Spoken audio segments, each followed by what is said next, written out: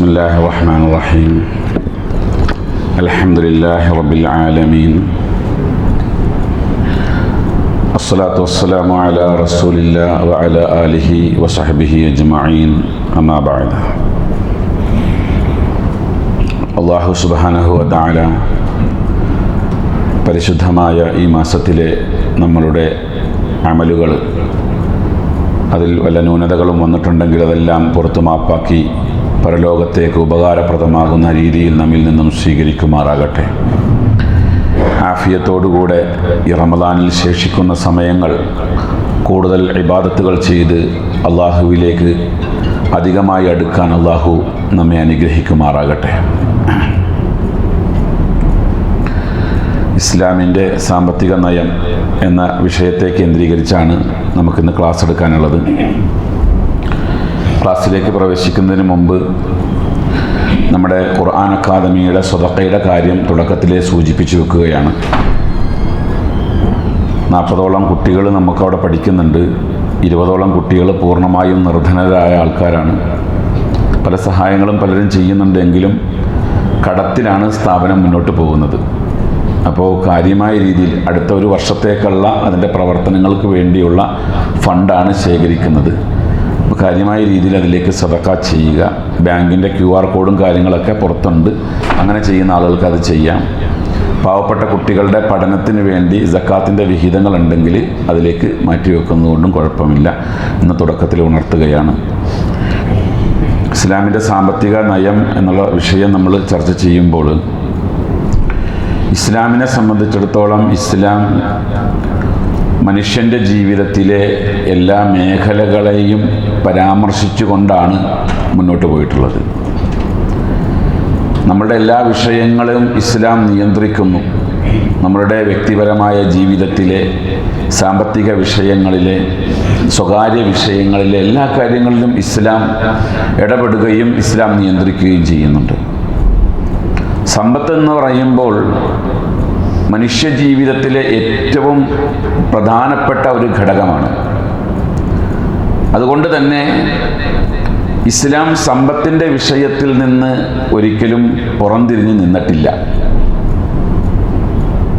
പക്ഷേ നമ്മുടെ ആദർശ വിഷയങ്ങളിൽ ചില കൈകടത്തലുകൾ ഉണ്ടായതുപോലെ തന്നെ നമ്മളുടെ സാമ്പത്തിക വിഷയത്തിലും ചിലരുടെ കൈകടത്തലുകൾ ഉണ്ടായിട്ടുണ്ട്. ഇപ്പോൾ തൗഹീദിൻ്റെ വിഷയത്തിൽ ചില ആളുകൾ കൈകടത്തിക്കൊണ്ട് ശിർക്കിലേക്ക് മുസ്ലിം സമൂഹം പല ആളുകളും പോയിട്ടുണ്ട്. ജാറങ്ങൾ കെട്ടിപ്പടുത്തു, വ്യക്തി പൂജകളുണ്ടായി, അള്ളാഹു അല്ലാത്തവർക്ക് ആരാധനാ വഴിപാടുകളൊക്കെ ചെയ്യുന്നു. അതൊക്കെ ഈ പറഞ്ഞതുപോലെയുള്ളൊരു കൈകടത്തലുകളിലൂടെ ഉണ്ടാക്കിയതാണ്.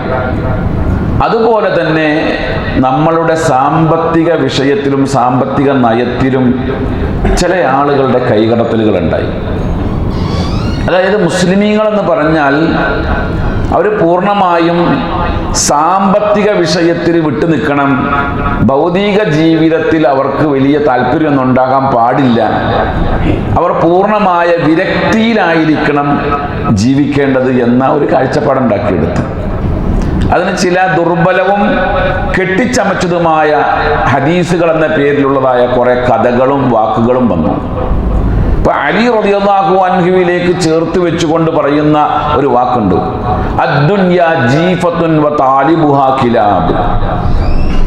ദുനിയാവ് ശവമാണ്, അത് തേടുന്നവൻ നായയാണ്. ഒരു മൗദൂആയ ഹദീസ കെട്ടിയുണ്ടാക്കിയതാണ്.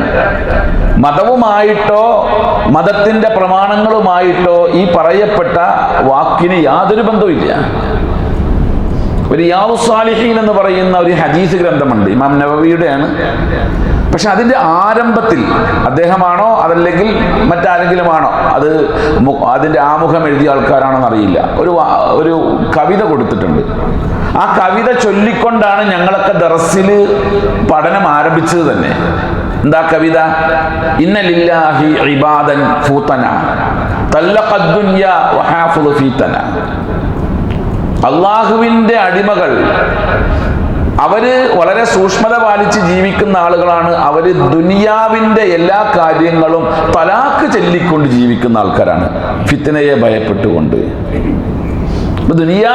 ദുന്യവിയായ ഒരു നേട്ടവും മുസ്ലിം സമുദായത്തിന് ഉണ്ടാകാൻ പാടില്ല എന്ന ഏതോ ഒരു കുബുദ്ധിയിൽ നിന്നുണ്ടായ ആശയമാണ് സത്യത്തിൽ മുസ്ലിം സമൂഹത്തിന്റെ ഇടയിൽ മഹാഭൂരിപക്ഷത്തിലും വേരൂന്നിട്ടുള്ളത്.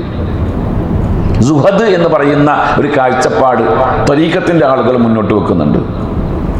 സുഹദ് എന്ന് പറഞ്ഞാൽ ഭൗതിക വിരക്തിയാണ്. ആ ഭൗതിക വിരക്തി മുസ്ലിം സമുദായത്തിൽ ഉണ്ടാക്കിയെടുക്കുക.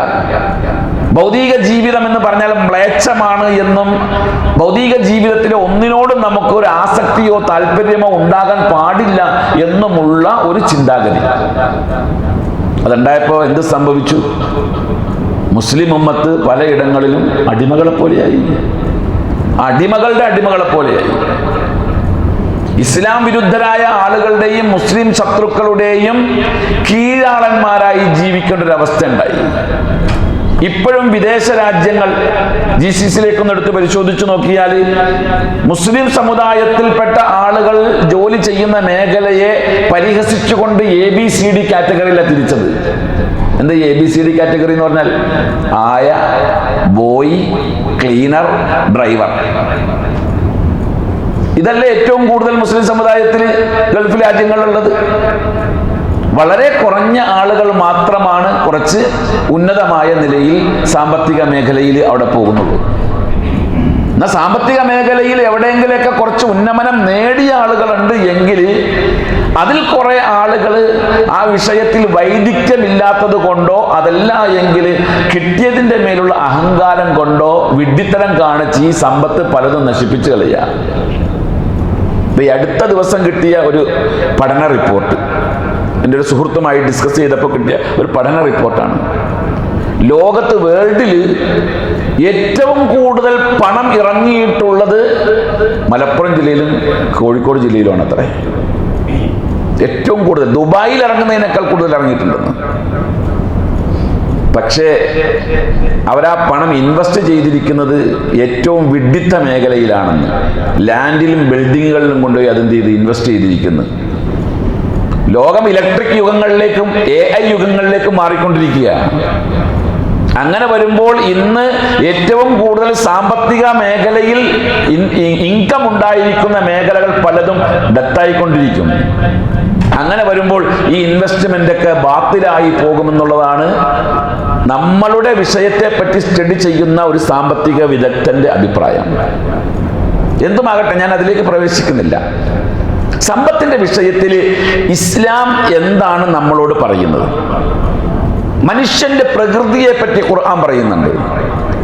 മനുഷ്യന്റെ പ്രകൃതി എന്ന് പറഞ്ഞാൽ പണത്തോട് ഇഷ്ടവും ആർത്തിയും താല്പര്യവും ഉള്ളതാണ് മനുഷ്യന്റെ പ്രകൃതി. അതില്ലാന്ന് ആര് പറഞ്ഞാലും ഞാൻ അംഗീകരിക്കില്ല. ഉള്ളിന്റെ ഉള്ളിൽ അതുണ്ടാവും. എങ്ങനെയൊക്കെ എനിക്ക് ഭൗതിക വിദഗ്ധി ഉണ്ടെന്ന് പറഞ്ഞാലും ദുനിയാവിനോട് താല്പര്യം ഇല്ല എന്ന് പറഞ്ഞാലും പൈസ കിട്ടിയാൽ അതിലേക്ക് വീഴാത്ത ഒരു മനുഷ്യനുണ്ടാവില്ല. കാരണം വിശുദ്ധ ഖുർആൻ പറഞ്ഞില്ലേ, വഇന്നഹു ലിഹുബ്ബിൽ ഖൈരി ലശദീദ്. പണത്തോട് മനുഷ്യന്റെ താല്പര്യം ശക്തമാണ്. വതുഹിബ്ബൂനൽ മാല ഹുബ്ബൻ ജമ്മ. പണത്തോട് മനുഷ്യന് വല്ലാത്ത താല്പര്യമുണ്ട്. കാരണം എന്താ? അതൊരു വികാരമായി അല്ലാഹു മനുഷ്യനെ സൃഷ്ടിച്ചപ്പോൾ നിക്ഷേപിച്ചിരിക്കുന്നതാ. അത് തുടച്ചാലും തേച്ചാലും മാച്ചാലും ഒന്നും പോകൂല മനുഷ്യന്റെ ജീവിതത്തിൽ നിന്ന്, മനസ്സിൽ നിന്ന്. ഇപ്പൊ വലിയ സൂഫി ആയിട്ടൊക്കെ നടക്കണ, മറ്റേ തുണിയും കുപ്പായൊന്നും തിരുമ്പാതെ കുളിക്കാതെ പല്ലിയേക്കാണ്ട് നടക്കണ ഒരാളെ കണ്ടിട്ട് അയാൾക്ക് ഒരു 500 കെട്ടുകൊടുത്ത് നോക്ക്, മുപ്പര് മേടിച്ചു നോക്കും. എനിക്ക് വേണ്ടാന്ന് പറയില്ല, എനിക്ക് വേണ്ടാന്ന് പറയില്ല. സത്യത്തിൽ പണത്തിന് വേണ്ടി തന്നെയല്ലേ നമ്മൾ എല്ലാവരും ഈ അധ്വാനിക്കുന്ന ഓടിപ്പായും ചെയ്യണത്. ഞാനിപ്പോ ഈ ക്ലാസ്സിൽ വന്നിരിക്കുന്നത് പൈസ പിരിക്കാൻ വേണ്ടിയാണ്. ഈ ക്ലാസ് നിങ്ങൾക്ക് എടുക്കണം, എന്നാലും പൈസ പിരിക്കണം, പണം വേണം. അപ്പൊ പണം എന്നുള്ളത് മനുഷ്യന്റെ ജീവിതത്തിൽ അവന് പ്രകൃതി സഹജമായി കൊടുത്തിരിക്കുന്നതാണ്. അത് വേണ്ട, അത് പാടില്ല, മ്ലേച്ഛമാണെന്ന് പറയുകയും എന്നിട്ട് പൈസക്ക് ആവശ്യമുള്ളപ്പോൾ പണക്കാരുടെ അടുത്ത് പോയിട്ട് പൈസ മേടിക്കുകയും തിരിഞ്ഞു നിന്നിട്ട് അവരെ കുറ്റം പറയുകയും ചെയ്യും. ഈ നയമല്ല ഇസ്ലാമിൻ്റെത്. അല്ലാഹു തആല വിശുദ്ധ ഖുർആൻ 3-ാം അധ്യായം സൂറ ആൽ ഇംറാനിലെ 14-ാമത്തെ വചനത്തിൽ ഈ വിഷയം വളരെ വ്യക്തമായി പറയുന്നുണ്ട്. സുയ്യിന ലിന്നാസി, حب الشهوات من النساء والبنين والقناطير المقنطرة من الذهب والفضة. സുയ്യിന എന്ന് പറഞ്ഞാൽ അലങ്കാരമായി കാണിക്കപ്പെട്ടു, മനുഷ്യന് അലങ്കാരമായി കാണിക്കപ്പെട്ടു. ഹുബ്ബു ശഹവാത്തി മിനൻ നിസാ, സ്ത്രീകളോടുള്ളതായ വൈകാരികമായ സ്നേഹം. വെറും സ്നേഹമല്ല പെണ്ണുങ്ങളോട്, അത് മനുഷ്യന്റെ പുരുഷന്മാർക്ക് അള്ളാഹു പ്രകൃതിപരമായി കൊടുത്തിരിക്കുന്നതാണ്. ഒരു പെണ്ണ് റോട്ടും കൂടെ പോകുമ്പോൾ അവളെ നോക്കുക എന്നുള്ളത് അള്ളാഹു മനുഷ്യന് പ്രകൃതിപരമായി കൊടുത്തിരിക്കുന്ന അവന്റെ സ്വഭാവമാണത്. നോക്കും, ഒന്ന് നോക്കിയിട്ട് പിന്നെ നോക്കും, കുറച്ചുമ്പോ പിന്നെ നോക്കും, പിന്നെ ആരെങ്കിലും നോക്കുന്നുണ്ടോ നോക്കിയിട്ട് പിന്നെ നോക്കും. അതൊക്കെ അവന്റെ പ്രകൃതമാണ്. അതുപോലെ തന്നെ വൽ ബനീൻ, സന്താനങ്ങളോടുള്ള താല്പര്യം. വൽ ഖനാതീരിൽ മുഖന്തറത്തി മിനൽ ദഹബി വൽ ഫിദ്ദ, സ്വർണവും വെള്ളിയും കൂമ്പാരം കൂടി വരുന്ന നിധിശേഖരങ്ങളോട് അവന്റെ താല്പര്യം. വൽ ഖൈലിൽ മുസവ്വമത്തി, നല്ല ഒന്നാം തരം കുതിരകൾ. ഇന്നത്തെ കാലത്ത് പറയുകയാണെങ്കിൽ മേത്തരം വാഹനങ്ങൾ, വില കൂടിയ വാഹനങ്ങൾ.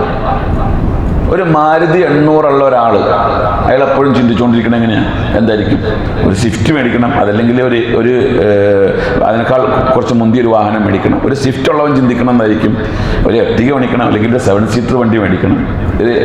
ഒരു ഇന്നോവ ഉള്ള ആൾ എന്തായിരിക്കും ചിന്തിക്കുക, അതിനേക്കാളും കുറച്ചും കൂടെ മുന്തിയ ഒരു സാധനം മേടിക്കണം. അതല്ലേ ചിന്തിച്ചുകൊണ്ടിരിക്കുക.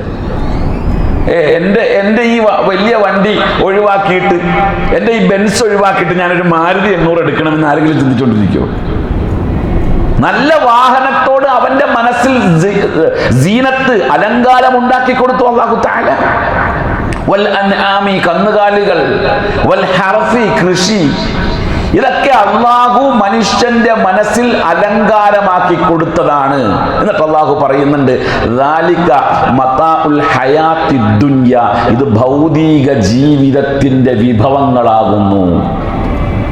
അപ്പൊ എന്താ, ഭൗതിക ജീവിതത്തിലെ വിഭവങ്ങളാണ് ഈ പറയപ്പെട്ട സമ്പത്തും സ്ത്രീകളും അതുപോലെ വാഹനങ്ങളും കൃഷിയും കന്നുകാലികളുമെല്ലാം ഭൗതിക ജീവിതത്തിന്റെ അലങ്കാരമാണ്, അതിന്റെ വിഭവങ്ങളാണ്. എന്നിട്ട് അല്ലാഹു പറയുന്നു, വല്ലാഹു ഇൻദഹു ഹുസ്നുൽ മആബ്, അല്ലാഹുവിലേക്കാണ് നല്ല മടക്കമുണ്ടാകുക. ഇതൊക്കെ ഇവിടെ ഉണ്ടായിക്കോട്ടെ, ഇതൊക്കെ ഉപയോഗപ്പെടുത്തിക്കൊണ്ട് വേണം അല്ലാഹുവിലേക്ക് മടങ്ങാൻ. ആരോ ഒരാൾ പറഞ്ഞ ഒരു വർത്താനം ഒരു ദിവസം ഒരു സോഷ്യൽ മീഡിയയിൽ കേട്ട്, ഇതൊക്കെ അനുഭവിക്കാതെ എങ്ങനെ പോകാൻ കഴിയും ഇവിടുന്ന്? ഇതൊക്കെ വേണം, ഇതൊക്കെ വേണം. പക്ഷെ ഞാൻ പറഞ്ഞു വരുന്നുണ്ട് എന്റെ വിശദീകരണം. അല്ലാഹു തആല 18-ാം അധ്യായം സൂറത്തുൽ കഹ്ഫിലെ 46-ാം വചനം പറയുന്നു, അൽ മാലു വൽ ബനൂന സീനത്തുൽ ഹയാത്തിദ് ദുനിയ. സമ്പത്തും സന്താനങ്ങളും ഭൗതിക ലോകത്തിന്റെ അലങ്കാരമാണ്. അപ്പൊ അലങ്കാരമാണ് ഈ സമ്പത്ത് എന്നുള്ളതാണ് ഖുർആന്റെ പ്രഖ്യാപനം. അവിടെ ഇസ്ലാം സാമ്പത്തിക വളർച്ചയെ, ഭൗതിക വളർച്ചയെ എങ്ങനെ നോക്കിക്കാണുന്നു എന്നുള്ളതാണ് നമ്മൾ നോക്കേണ്ടത്. ശക്തമായ ഇടപെടലാണ് ഇസ്ലാം സാമ്പത്തിക വിഷയത്തിൽ നടത്തിയിട്ടുള്ളത്. ഭൗതിക ജീവിതത്തിനെ വഞ്ചനയുടെ വിഭവങ്ങൾ എന്ന് ഖുർആൻ പറഞ്ഞിട്ടുണ്ട്. വഞ്ചനയുടെ വിഭവമാണെന്ന് പറഞ്ഞിട്ടുണ്ട്. പക്ഷെ വഞ്ചനയുടെ വിഭവമാണെന്ന് പറയുമ്പോൾ അതിന് ചില കാര്യങ്ങൾ കൂടെ പറയുന്നുണ്ട് അതിനോട് ചേർത്ത്. അത് ഞാൻ വിശദീകരിക്കാം. എന്താ സാമ്പത്തിക വിഷയം? ഒന്ന്, സമ്പത്ത് എന്ന് പറഞ്ഞാൽ അത് മനുഷ്യന്റെ നിലനിൽപ്പിന്റെ ആധാരമാണെന്നാണ് ഖുർആൻ പറയുന്നത്. അയാൾ പൈസക്ക് വേണ്ടി ജീവിക്കുക, പൈസക്ക് വേണ്ടി നടക്കുന്ന ആളാന്ന് പറയും, പരിഹസിച്ചാ പറയണത്. ചിലപ്പോൾ പറയാറുണ്ട്, ഞാനൊക്കെ അത്തരം അപമാനങ്ങൾ എപ്പോഴും അഭിമുഖീകരിച്ചുകൊണ്ടിരിക്കുന്ന ഒരു വ്യക്തിയാണ്. മൂപ്പര് പൈസയുടെ ആളാണ്. ഈ പറയണ ആളോ വായുവിന്റെ ആളാണ്. അയാളും പൈസയുടെ ആൾ തന്നെയാണ്, അയാൾക്കും പൈസ വേണം. എല്ലാവരും പൈസയുടെ ആളാണ്. പൈസ എന്നുള്ളത് അല്ലാഹു പറയുന്നു, ലാ തുഅതു സുഫഹാ അംവാലക്കും, നിങ്ങളുടെ സമ്പത്തിനെ വിവരമില്ലാത്ത വിഡ്ഢികളുടെ കയ്യിൽ നിങ്ങൾ കൊടുത്തേൽപ്പിക്കരുത്. അത് കാരണം അല്ലത്തി ജഅലല്ലാഹു ലക്കും ഖിയാമ, അല്ലാഹു നിങ്ങളുടെ നിലനിൽപ്പിന്റെ ആധാരമാക്കി വെച്ചിരിക്കുന്നതാണ് പണം. മനുഷ്യന്റെ നിലനിൽപ്പിന്റെ അടിസ്ഥാനമാണ് പണം. അതിനെ നിഷിദ്ധമായി കാണാൻ ഒരാൾക്കും അധികാരമില്ല. അള്ളാഹു വിശുദ്ധ ഖുർആൻ 5-ാം അധ്യായം സൂറത്തുൽ മാഇദയിലെ 87-ാമത്തെ വചനത്തിൽ പറയുന്നുണ്ട്, യാ അയ്യുഹല്ലദീന ആമനു ലാ തുഹർരിമു തയ്യിബാതി മാ അഹല്ലല്ലാഹു ലക്കും. അള്ളാഹു നിങ്ങൾക്ക് ഹലാലാക്കി തന്നിരിക്കുന്ന സമ്പത്ത് അടങ്ങുന്ന സാമ്പത്തികമായ ഒരു ഏത് വിഷയത്തെയും നിങ്ങൾ ഹറാമാക്കല്ലേ, നിഷിദ്ധമാക്കല്ലേ. വിശിഷ്ടമാക്കിയാണ് അള്ളാഹു തന്നിട്ടുള്ളത്. മറ്റൊരായത്തിൽ അല്ലാഹു പറയുന്നുണ്ട്, ഖുൽ മൻ ഹറമ സീനത്തല്ലാഹില്ലതി അഖ്റജ ലിഇബാദിഹി. തന്റെ അടിമകൾക്ക് വേണ്ടി അല്ലാഹു പുറത്തേക്ക് ഒഴുക്കി തന്നിട്ടുള്ള സമ്പത്തിന്റെ അസീനത്ത്, ആ അലങ്കാരം ആരാണ് നിങ്ങൾക്ക് ഹറാമാക്കിയത്? ഈ സൂഫികളും അതേപോലെ തന്നെ ഇസ്ലാം വിരുദ്ധരായിരിക്കുന്ന ഓറിയന്റലിസ്റ്റുകളും ഉണ്ടാക്കി വെച്ചിരിക്കുന്ന ഒരു ഫിത്നയാണത്. സമ്പത്ത് ഹറാമാണ്, അത് ഉപയോഗിക്കാൻ പാടില്ല, അതില്ലാത്ത ജീവിതമായിരിക്കണം വേണ്ടത്. നമ്മളെപ്പോഴും ദരിദ്രന്മാരായിട്ട് ജീവിക്കണം, എപ്പോഴും ഇല്ലായ്മയിൽ ജീവിക്കണം എന്നുള്ളത്. നിങ്ങൾക്കറിയോ, റസൂലുള്ളാഹി സ്വല്ലല്ലാഹു അലൈഹി വസല്ലം അസൂയ വെക്കാൻ പറഞ്ഞത് 2 കാര്യത്തിലാണ്. അസൂയ പാടില്ല, ഒരു കാര്യത്തിലും അസൂയ പാടില്ല.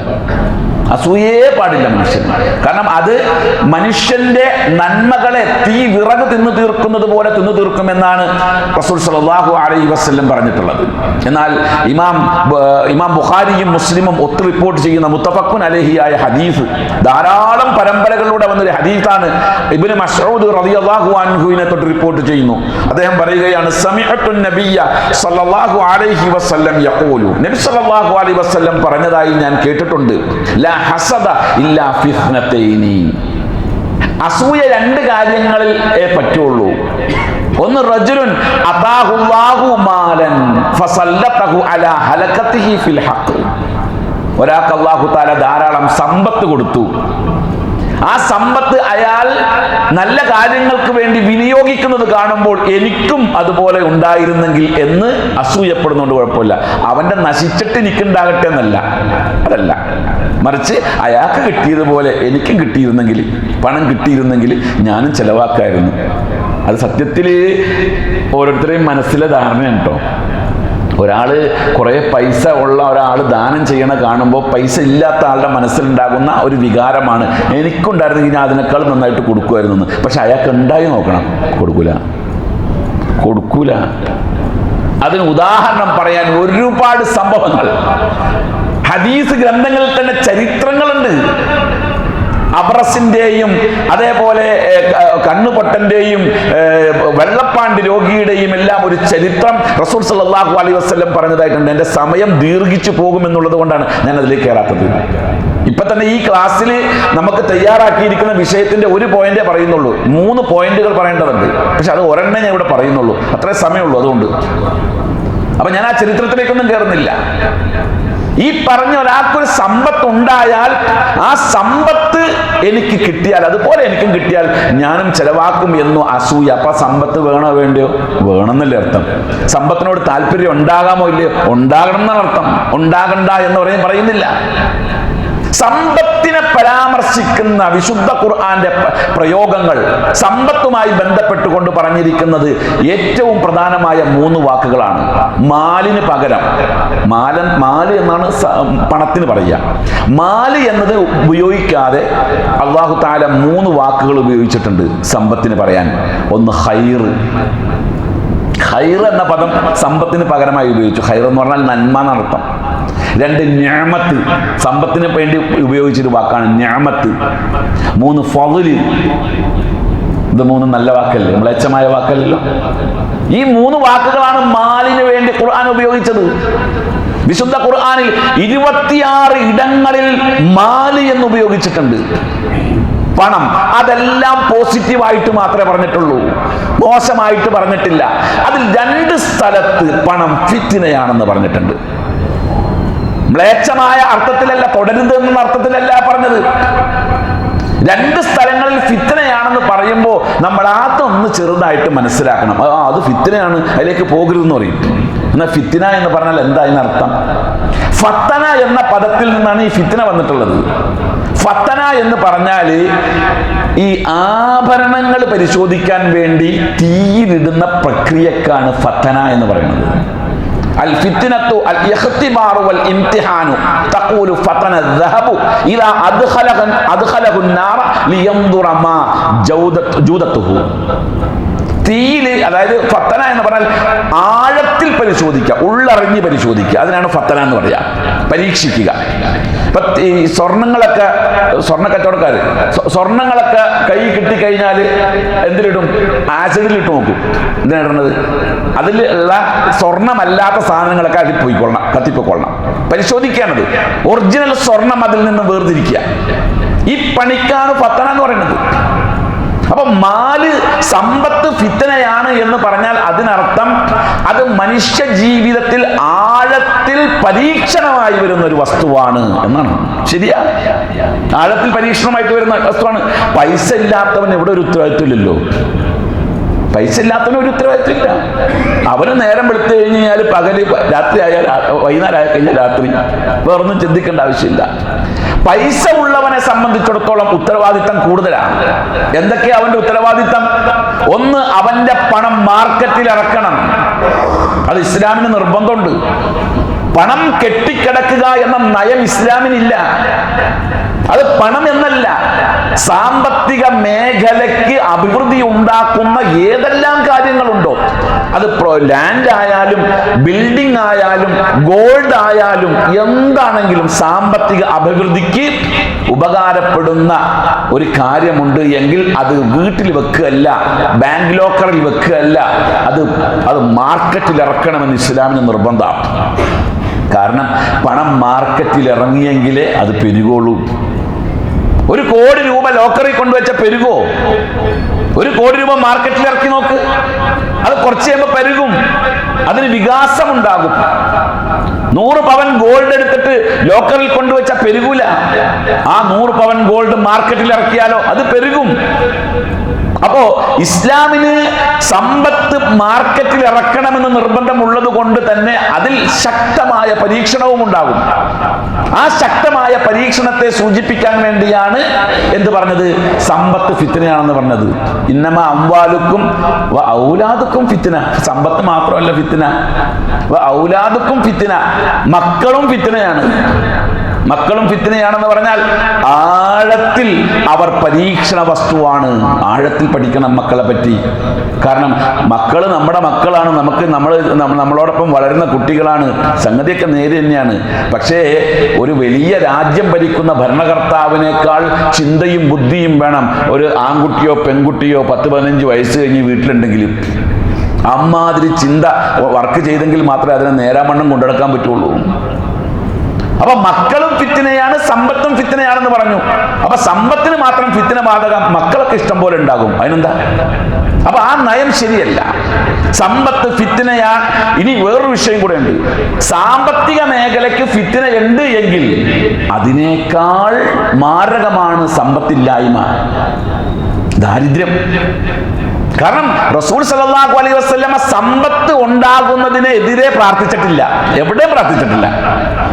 റസൂൽ സല്ലല്ലാഹു അലൈഹി വസല്ലമ പറഞ്ഞ പ്രാർത്ഥനയിൽ ഒരു വാക്ക് ഇത്ര മാത്രമേ ഉള്ളൂ: അല്ലാഹുമ്മ ലാ തജ്അൽ അക്ബറ ഹമ്മിന, ലാ തജ്അൽ ദുനിയ അക്ബറ ഹമ്മിന.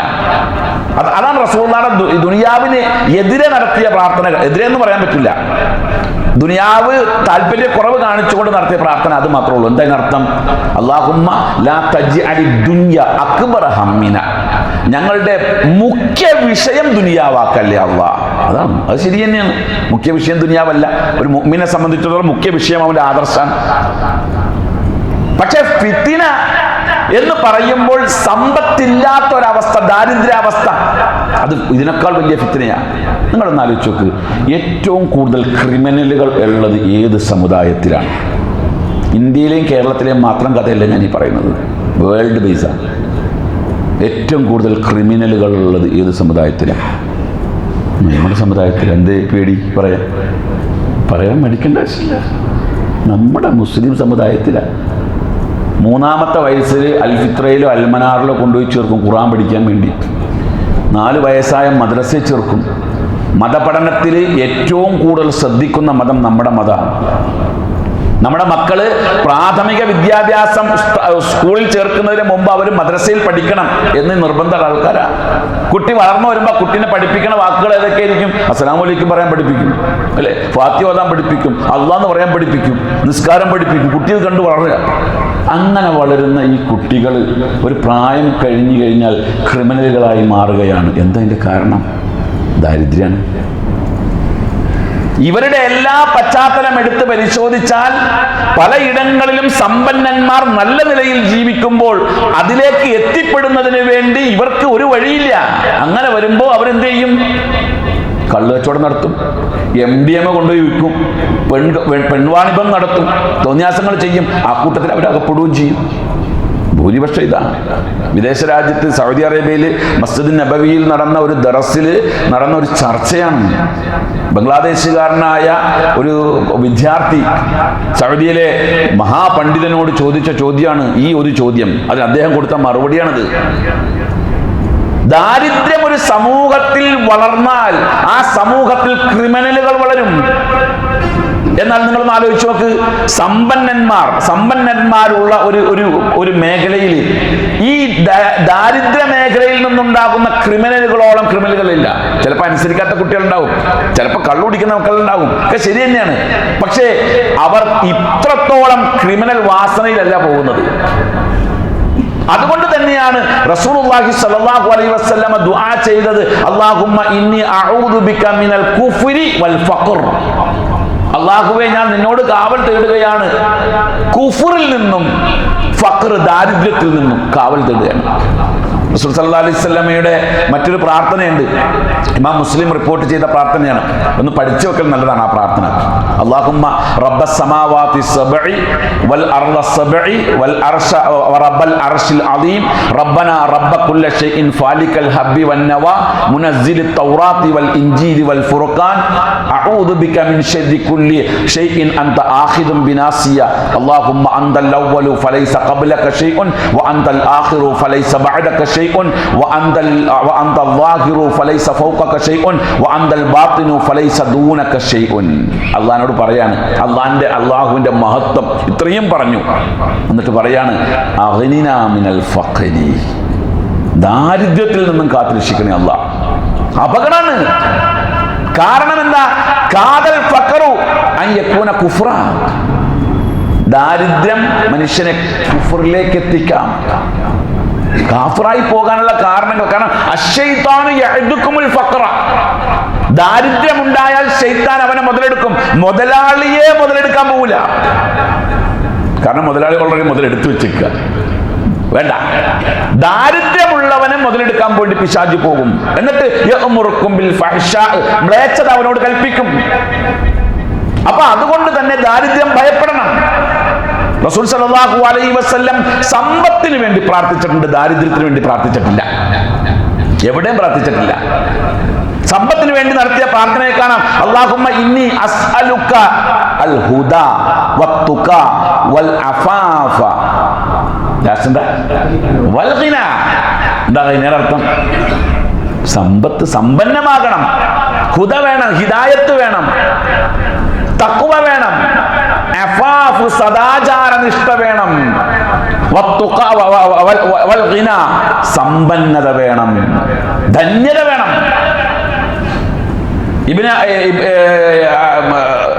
ഇബ്നു അബ്ബാസ് റളിയല്ലാഹുവിന് വേണ്ടി, അനസ് ഇബ്നു മാലിക് റളിയല്ലാഹുവിന് വേണ്ടി റസൂൽ സല്ലല്ലാഹു അലൈഹി വസല്ലമയുടെ ഖാദിമായിരുന്നു അനസ് റളിയല്ലാഹു അൻഹു. 10 കൊല്ലം നബി സല്ലല്ലാഹു അലൈഹി വസല്ലമക്ക് ഖിദ്മത്ത് എടുത്തു. നബി സല്ലല്ലാഹു അലൈഹി വസല്ലം അനസ് റളിയല്ലാഹുവിന് വേണ്ടി നടത്തിയൊരു പ്രാർത്ഥനയുണ്ട്, അല്ലാഹുമ്മ കസ്സിർ മാലഹു വവലദഹു. അല്ലാഹുവേ, അനസിന് നീ പണവും മക്കളും കൂടുതൽ കൊടുക്കണേ അല്ലാഹ്. അതും അങ്ങനെ തന്നെ സ്വീകരിച്ചിട്ട. ഒരുപാട് മക്കളുണ്ടായിരുന്നു അദ്ദേഹത്തിന്, ഒരുപാട് സമ്പത്തും ഉണ്ടായിരുന്നു. നബി സല്ലല്ലാഹു അലൈഹി വസല്ലം പറഞ്ഞിട്ടുണ്ട് സമ്പത്തുമായി ബന്ധപ്പെട്ട്, മാ നഫഅനി മാലുൻ കമാലി അബീ ബക്കർ. അബൂബക്കറിന്റെ സമ്പത്ത് എനിക്ക് ഉപകരിച്ചതുപോലെ വേറൊരാളുടെയും പണം എനിക്ക് ഉപകരിച്ചിട്ടില്ല. ഖദീജ റളിയല്ലാഹു അൻഹയെ റസൂൽ സല്ലല്ലാഹു അലൈഹി വസല്ലം കല്യാണം കഴിച്ചില്ലേ? ഇസ്ലാമിക പ്രബോധനം ആരംഭിച്ച കാലഘട്ടത്തിൽ നബി സല്ലല്ലാഹു അലൈഹി വസല്ലമയ്ക്ക് ഈ പ്രബോധന പ്രവർത്തനങ്ങൾക്ക് വേണ്ടി ഫണ്ട് ഉണ്ടായത് എവിടുന്ന? ഖദീജ ബീവിയുടെ പൈസ. പ്രബോധന പ്രവർത്തനങ്ങൾക്ക് ഫണ്ട് വേണം. ഞാൻ സമയമുണ്ട് അങ്ങോട്ട് വരുന്നുണ്ട് ഇൻഷാ അല്ലാഹ്, ആ വിഷയം ഞാൻ കുറച്ച് പറയുന്നുണ്ട്.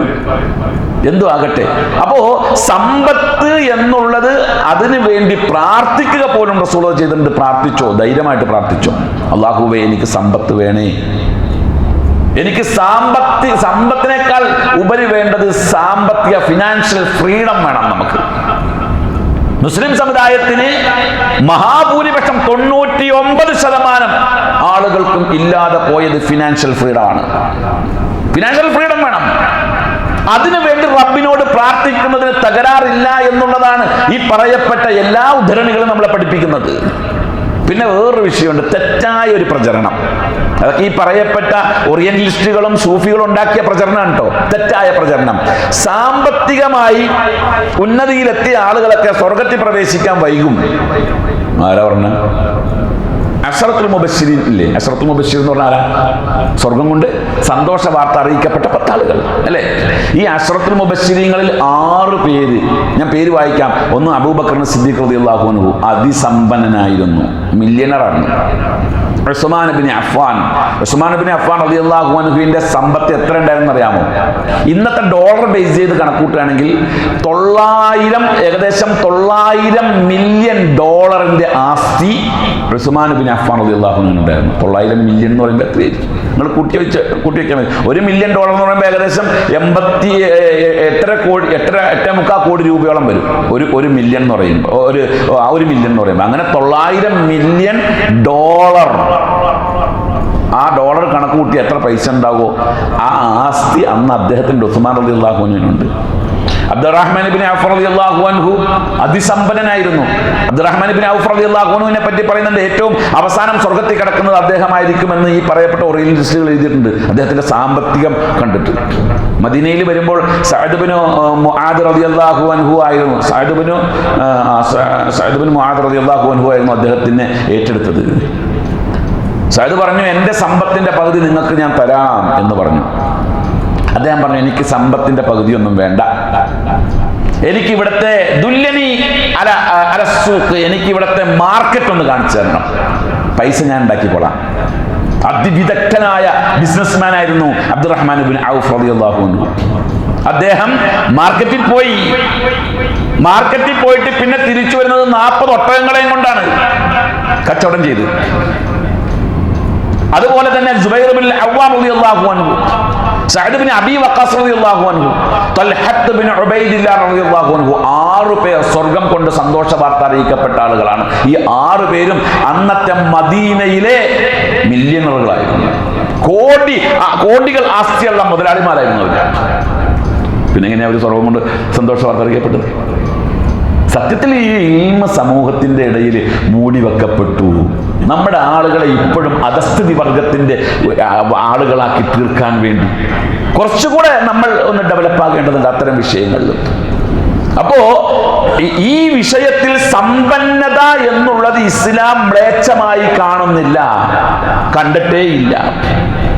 ഇനി ഇബാദത്തുകൾ ചെയ്താൽ, നമ്മൾ ഇബാദത്ത് ചെയ്താൽ അതിന്റെ കൂലി എവിടെ കിട്ടുക? ഇബാദത്ത് ചെയ്ത കൂലി പരലോകത്തല്ലേ? ഇബാദത്തിന്റെ കൂലി പരലോകത്തല്ലേ? അങ്ങനെയല്ലേ നിങ്ങൾ പ്രസംഗിക്കാറ്? എന്നാ കേട്ടോ, ഇബാദത്തിന്റെ കൂലി പറയുന്നിടത്ത് കാണാം ഇവിടെ കൂലി കിട്ടും. സമ്പത്താ കൊടുക്ക ഇവിടെ ഇബാദത്ത് ചെയ്താല്. ഇസ്തിഗ്ഫാർ ചെയ്തു നോക്കൂ. ഇമാം വിശുദ്ധ ഖുർആൻ 71-ാം അധ്യായം സൂറത്ത് നൂഹിന്റെ 10 മുതൽ 13 വരെയുള്ള വചനങ്ങൾ. ഫഖുൽതു ഇസ്തഗ്ഫിറു റബ്ബക്കും, ഞാൻ പറഞ്ഞു അവരോട് ഇസ്തിഗ്ഫാർ ചെയ്യാൻ, റബ്ബിനോട് ഇസ്തിഗ്ഫാർ ചെയ്യൂ എന്ന് പറഞ്ഞു. ഇന്നഹു കാന ഗഫാറ, അവൻ കൂടുതൽ മഗ്ഫിറത്ത് തരുന്നവനാണ്. എന്നിട്ട് പറയുന്നു, യുർസിലിസ് സമാഅ അലൈക്കും മിദ്റാറ, നിങ്ങൾക്ക് ആകാശത്ത് ധാരാളം മഴ കിട്ടും ഇസ്തിഗ്ഫാർ ചെയ്താൽ. വയുംദിദുക്കും ബി അംവാലിൻ വബനീൻ, സമ്പത്തിലും സന്താനങ്ങളിലും വർധനവുണ്ടാകും. പൈസ കൊടുക്കുന്നല്ലേ പറഞ്ഞ അതിനർത്ഥം? പണം കിട്ടുന്നല്ലേ പറഞ്ഞത്? സമ്പന്നനാകുന്ന പറഞ്ഞത്. ഇസ്തിഗ്ഫാർ വർദ്ധിപ്പിച്ചു കഴിഞ്ഞാൽ, നന്ദി ചെയ്താൽ, ലഇൻ ശകർത്തും, നിങ്ങൾ നന്ദി രേഖപ്പെടുത്തിയാൽ, ലഅസീദന്നക്കും, നിങ്ങളുടെ സമ്പത്തിൽ വർധനവ് തരുന്ന. എങ്ങനെയാ നന്ദി ചെയ്യേണ്ടതെന്നുള്ളത് വേറെ വിഷയം. നമ്മൾ ചെയ്യണം നന്ദിയും യഥാർത്ഥ നന്ദിയും തമ്മിൽ വ്യത്യാസമുണ്ട്. അതിലേക്ക് കയറുന്നില്ല, അതിലേക്ക് കയറിയ വിഷയം നീണ്ടുപോകും. അപ്പോ സമ്പത്തിന്റെ വിഷയത്തിൽ ഇത്രയും വിശാലമായ കാഴ്ചപ്പാടുള്ള ഈ ദീനിന്റെ ആൾക്കാരാണ് നമ്മൾ. നമ്മുടെ കൂട്ടത്തിൽ എത്ര പേര് സമ്പന്നന്മാരുണ്ട്? ആലോചിച്ചു, എത്ര പേര് സമ്പന്നന്മാരുണ്ട്. ഇസ്ലാമിന്റെ കാഴ്ചപ്പാടിൽ സക്കാത്തിന്റെ വിഷയം പറയുന്നത് 32 ആയത്തുകളിൽ സക്കാത്തും സ്വലാത്തും ചേർത്താ പറഞ്ഞത്. നിസ്കാരവും നോമ്പും 32 ആയത്തുകളിൽ നിസ്കാരവും നോമ്പും ചേർത്ത് വെച്ചാണ് പറഞ്ഞത്. നിസ്കാരവും സക്കാത്തും ചേർത്ത് വെച്ചിട്ടാണ് പറഞ്ഞിരിക്കുന്നത് 32 ആയത്തുകളിൽ. അതിൽ 28 ആയത്തുകളിൽ സക്കാത്ത് മാത്രമാണ് പറഞ്ഞിട്ടുള്ളത്. ആ വിഷയത്തെ പറ്റി മുഫസ്സിറുകൾ ഒരു വിശാലമായ ചർച്ച നടത്തിയിട്ടുണ്ട്. അതിലവർ പറയുന്നത് എന്താ അറിയാമോ? 28ഉം 32ഉം തമ്മിലൊന്ന് ഒന്ന് കണക്കൂട്ടി വെക്കുക. അപ്പൊ 10% കൂടുതലാണ് നിസ്കാരവുമായി ബന്ധപ്പെട്ടുകൊണ്ട് പറഞ്ഞിരിക്കുന്നത്. 90% സക്കാത്ത് പറഞ്ഞിട്ടുള്ളൂ. അതിനർത്ഥം ഒരു മസ്ജിദിൽ 100 പേര് നിസ്കരിക്കാനുണ്ട് എങ്കിൽ അതിൽ 90 പേര് സക്കാത്ത് കൊടുക്കാൻ പറ്റിയ ആൾക്കാരായിരിക്കണം. 10 പേര് വാങ്ങിക്കാൻ പറ്റിയ ആൾക്കാർ. 90 മുതലാളിമാരുണ്ടായിരിക്കണം, 10 ദരിദ്രന്മാരുണ്ടാകാൻ പാടുള്ളൂ ഇസ്ലാമിന്റെ കണക്കിൽ ഒരു മസ്ജിദിന്റെ കീഴിൽ വരുമ്പോൾ. അപ്പൊ 1000 പേര് നിസ്കരിക്കുന്നിടത്ത് 900 പേര് സക്കാത്ത് കൊടുക്കാൻ പറ്റിയവരായിരിക്കണം. 100 പേരെ മേടിക്കാൻ പറ്റിയവരുണ്ടാകും. ഇപ്പൊ അങ്ങനെയാണ്. 10 പേര് സക്കാത്ത് കൊടുക്കാൻ ഉണ്ടെങ്കിൽ ഉണ്ട്, ബാക്കിയെല്ലാം മേടിക്കാൻ തയ്യാറായ ആൾക്കാരാണ്. അപ്പൊ സാമ്പത്തിക മേഖല, സാമ്പത്തികത്തിന്റെ ഇസ്ലാമിന്റെ കാഴ്ചപ്പാട്, ഇസ്ലാമിക നയം ഇതാണ്. ഇനി സമ്പത്തിനെ മൂന്ന് മേഖലകളാണ് സമ്പത്തിനുള്ളത്. സമ്പത്ത് വരുമ്പോൾ 3 മേഖലകൾ. ഞാൻ 3ഉം പറയില്ല, ഞാൻ പറഞ്ഞല്ലോ ഒരെണ്ണ ഇന്ന് പറയുന്നുള്ളൂ. ഇനി എപ്പോഴെങ്കിലും സമയം ഉണ്ടെങ്കിൽ ബാക്കി നമുക്ക് വിശദീകരിക്കാം. 3 മേഖലകളിൽ ഒന്നാമത്തെ മേഖല സമ്പത്തിന്റെ ഉൽപാദനമാണ്. സമ്പത്ത് പൊതുവെ അങ്ങനെയാണല്ലോ, ഉൽപാദനം, അത് ശേഖരിക്കുക. 2 അതിൻ്റെ വിതരണമാണ്. 3ാമത്തേത് അതിൻ്റെ ഉപഭോഗമാണ്. അതിൽ സമ്പത്ത് ഉൽപാദനം എന്നുള്ളത് മാത്രം നമുക്ക് ഇന്ന് ചർച്ചക്കെടുക്കാം. ഉൽപാദനം എന്ന് പറയുമ്പോൾ സമ്പത്ത് ഇസ്ലാം കാണുന്നത് സമ്പത്ത് ഒരു വിശ്വാസിയുടെ ജീവിതത്തിൻ്റെ ലക്ഷ്യമായിട്ടല്ല, മാധ്യമമായിട്ടാണ്. ഒന്നുകൂടെ ശ്രദ്ധിക്കുക. സമ്പത്ത് നമ്മളുടെ ലക്ഷ്യമല്ല, നമ്മളുടെ മാധ്യമമാണ്. നമ്മുടെ ലക്ഷ്യം അല്ലാഹുവാണ്, സ്വർഗമാണ്, പരലോകമാണ്. അല്ലാഹുവിലേക്കും സ്വർഗത്തിലേക്കും പരലോകത്തിലേക്കും നമുക്ക് എത്താൻ എളുപ്പമായ മീഡിയകളുടെ കൂട്ടത്തിലെ ഏറ്റവും പ്രധാനമായ മീഡിയ സമ്പത്താണ്. അതിലേക്ക് പരിഗണനീയമായ മാധ്യമം എന്നാണ് പറയുന്നത്. വിശുദ്ധ ഖുർആൻ ആ ഭാഗം വളരെ വ്യക്തമായി പറയുന്നുണ്ട്. 2-ാം അധ്യായം അൽ ബഖറയിലെ 200-ാമത്തെ ആയത്ത് മുതൽ 202-ാമത്തെ ആയത്ത്, 2 ആയത്തുകളിലായി അല്ലാഹു പറയുന്നു.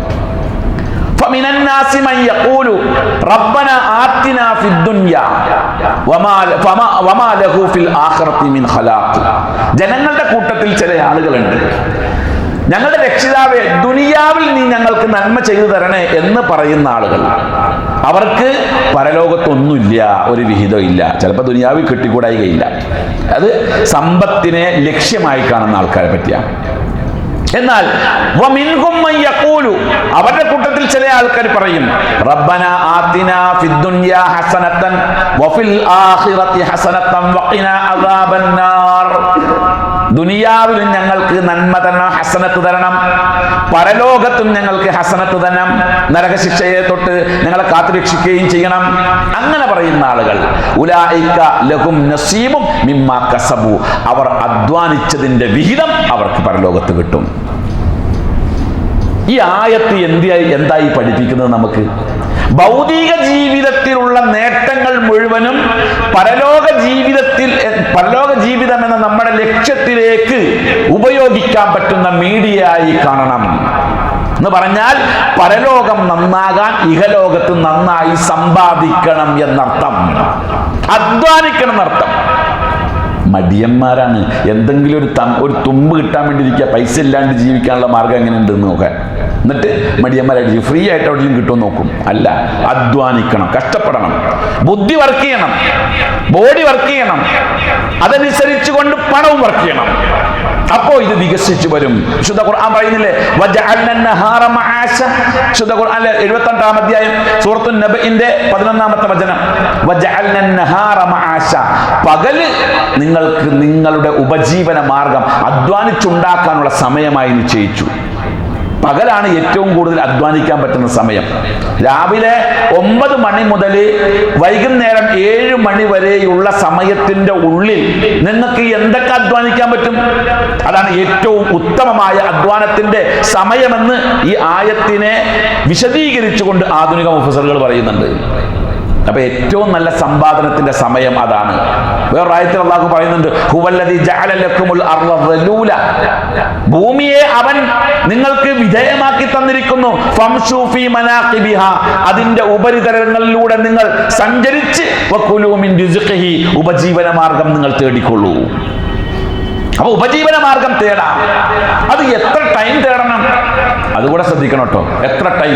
ഇസ്ലാമിൽ സമ്പാദനത്തിന് ആഴ്ചയിൽ എത്ര ദിവസം ഉപയോഗപ്പെടുത്താം? യൗമുൽ ഉത്ലത്ത് ഇസ്ലാമിൽ ഇല്ല. ഇവിടെ ശ്രദ്ധിക്കുക, യൗമുൽ ഉത്ലത്ത് ഇസ്ലാമിൽ ഇല്ല. ഒഴിവില്ല ഇസ്ലാമിൽ. സമ്പാദിക്കണത് എപ്പോഴും സമ്പാദിച്ചോ. അവധി ദിവസം ഇസ്ലാമിലില്ല. ശനി ഞായറും അവധി.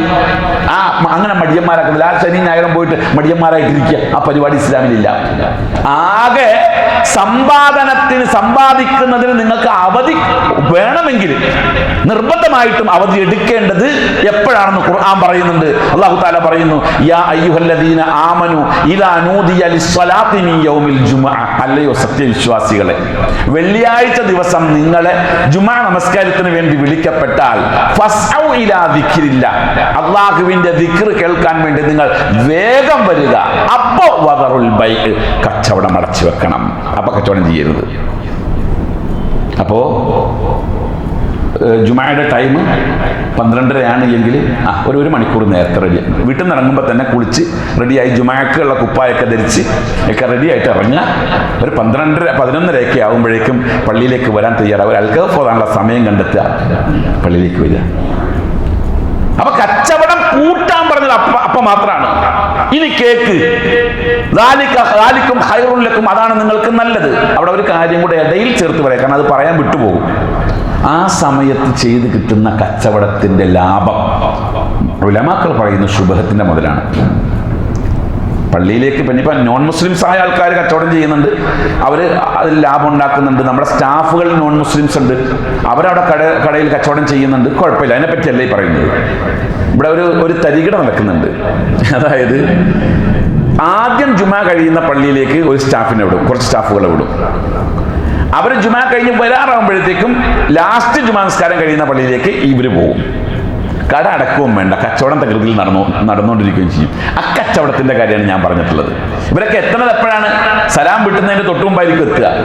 എങ്ങാനും പള്ളിയിൽ മിമ്പറിൽ കയറിയ ഖത്തീബ് നോട്ട് വെക്കാനെങ്ങാനും മറന്നുപോയി, ഖുതുബ എങ്ങാനും ചുരുങ്ങിപ്പോയി കഴിഞ്ഞാൽ ജുമാ കിട്ടുമില്ല. അവർക്ക് കിട്ടുമോ? ഇല്ല. ഇനി കേക്ക്, ഇങ്ങനെ നിങ്ങൾ ജുമാക്ക് പങ്കെടുത്ത് കടയൊക്കെ അടച്ച് ജുമാക്ക് പങ്കെടുത്ത് കഴിഞ്ഞിട്ട് നിസ്കാരം കഴിഞ്ഞാൽ എന്താ ചെയ്യേണ്ടത്? പള്ളി കുത്തിരിക്കരുത് കേട്ടോ, പള്ളിയിലിരിക്കരുത്.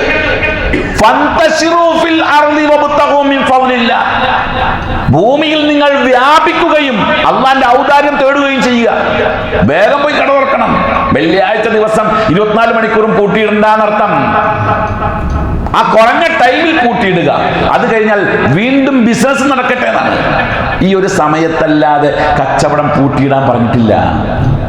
ഏറ്റവും പ്രധാനമായ അമലുകളുടെ കൂട്ടത്തിൽപ്പെട്ട ഒരു അമലാണ് ഹജ്ജ്, അല്ലേ? ഹജ്ജിന് പോവുക എന്ന് പറഞ്ഞാൽ വലിയ കാര്യമായിട്ടാണല്ലോ നമ്മൾ കാണുന്നത്. അത് അങ്ങനെ വലിയ കാര്യം തന്നെയാണ് ഹജ്ജ്. ഹജ്ജിന് പോയി കഴിഞ്ഞാൽ അല്ലാഹു തആല പറയുന്നുണ്ട്, അൽ ഹജ്ജു അശ്ഹുറും മഅലൂമാത്തുൻ, ഹജ്ജ് അറിയപ്പെട്ട മാസങ്ങളിലാണ് നിർവഹിക്കേണ്ടത്. ഫമൻ ഫറദ ഫീഹിന്നൽ ഹജ്ജ, ആർക്കെങ്കിലും ആ മാസങ്ങളിൽ ഹജ്ജ് നിർബന്ധമായാൽ ഫലാ റഫസ വലാ ഫുസൂഖ വലാ ജിദാല, കുറ്റകൃത്യങ്ങളോ തെമ്മാടിത്തരങ്ങളോ മോശത്തരങ്ങളോ ഒന്നും ചെയ്യാൻ പാടില്ല ഫിൽ ഹജ്ജ്, ഹജ്ജിൽ. വമാ തഫഅലു മിൻ ഖൈരിൻ യഅലമുഹുല്ലാഹ്, നിങ്ങൾ ചെയ്യുന്ന ഏതൊരു നന്മയും അല്ലാഹു അറിയും. വതസവ്വദു ഫഇന്ന ഖൈറസ്സാദി തഖ്വ, നിങ്ങൾ ഹജ്ജിനുള്ളതായ പാഥേയം കെട്ടി തയ്യാറാക്കുക. ഏറ്റവും നല്ല പാഥേയം തഖ്വയാണ്. വത്തഖൂനി യാ ഉലിൽ അൽബാബ്, ഓ ചിന്തിക്കുന്ന ആളുകളെ നിങ്ങൾ എന്നെ സൂക്ഷിക്കുക. ഈ ആയത്തിൽ ഹജ്ജ് നിർവഹിക്കുന്ന ആളുകൾക്ക് തഖ്വ വേണം, സൂക്ഷ്മത വേണം എന്നൊക്കെയാണ് പറയുന്നത്. അത് കഴിഞ്ഞിട്ട് പറയുന്നു ലൈസ അലൈക്കും ജുനാഹുൻ അൻ തബ്തഗു ഫളലൻ മിർ റബ്ബിക്കും. ഹജ്ജിന് പോകുന്ന സമയത്ത് അവിടെ പോയിട്ട് അള്ളാഹുവിൻ്റെ ഔദാര്യത്തിൽ നിന്ന് എന്തെങ്കിലും ഔദാര്യങ്ങൾ നിങ്ങൾ തേടുന്നത് കൊണ്ട് കുഴപ്പമൊന്നുമില്ല. ഹജ്ജിന് പോയിട്ട് ഒരാൾ കച്ചവടം ചെയ്യാണ്, അത്ര കച്ചവടക്കാരൻ ഒരു 4 കുപ്പി അത്ര കൈ പിടിച്ചിട്ടുണ്ട്. ഹജ്ജിന് പോകുന്ന സമയത്ത് അവിടെ പോകുന്ന സമയത്ത് അത്ര ഇങ്ങനെ പറ്റി കൊടുത്ത് വിൽക്കാം, കുഴപ്പമില്ല. ഇന്തോനേഷ്യയിൽ നിന്ന് വരുന്ന ഹാജിമാരുണ്ട്. ഇന്തോനേഷ്യയിൽ നിന്ന് വരുന്ന ഹാജിമാർ അവരവിടെ നിന്ന് വരുമ്പോൾ അവർക്ക് ഫ്ലൈറ്റിൽ കയറ്റാൻ കഴിയുന്ന വെയിറ്റ് എത്രയാണോ ആ വെയിറ്റിന് കണക്കാക്കിക്കൊണ്ട് ഇന്തോനേഷ്യൻ സ്പെഷ്യൽ വിഭവങ്ങളുമായിട്ടാണ് വരുന്നത്. ഇപ്പോൾ ഉംറക്കൊക്കെ വരുമ്പോൾ അത് നമുക്ക് പ്രത്യേകം കാണാൻ കഴിയും. ഹജ്ജിൻ്റെ സമയത്താണ് മുമ്പ് ഉണ്ടായിരുന്നത്, ഇപ്പോൾ ഉംറക്കുണ്ട്.